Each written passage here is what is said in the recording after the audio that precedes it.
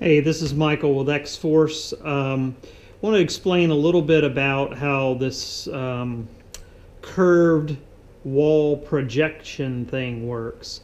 So we have three computers hooked up with each computer's hooked up to a projector on a curved wall here. The thing I want to describe is what is the projector key. So without the projector key, you see everything looks pretty distorted. Okay, and we can see that by bringing up under the special menu the projector setup.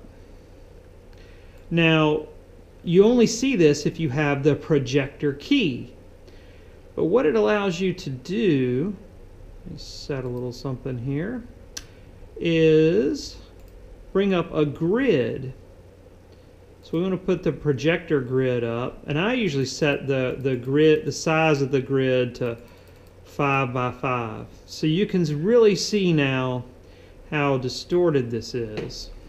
And I'll bring up the projector grid over here on this one, and you can see how our two projectors overlap pretty considerably. But what the projector key does is it lets you kind of correct that.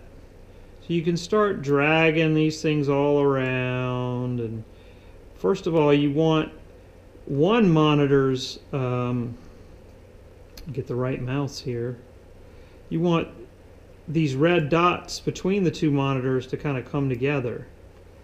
So one thing we want to do, I get the right mouse pointer, just kind of start lining these things up so that they meet. If I can grab a hold of that one. This one over here. Then I'm going to come back over to the middle one. I realize I need to bring this down a little bit so they match. And you just keep doing this. The other thing you want to do is you want to make sure all these squares are kind of the same size. And that you tend to have a drooping scenario here whenever the we're projecting kind of from above, so you want to kind of level this all out too. There's a lot of dragging around. See this, how over here this is not level at all. I'm going to bring this one down a little bit, or bring this one down a little bit. You know, it might take you a good hour. Now this is only something you do once, but it might take you a good hour of doing this. See, I'm making these things kind of square now, and squaring things up a bit. Move this out of the way, and of course I can see now maybe I need to move this down just a little, and then you know this one down here needs to come up a little, and you know it's kind of a painstaking process.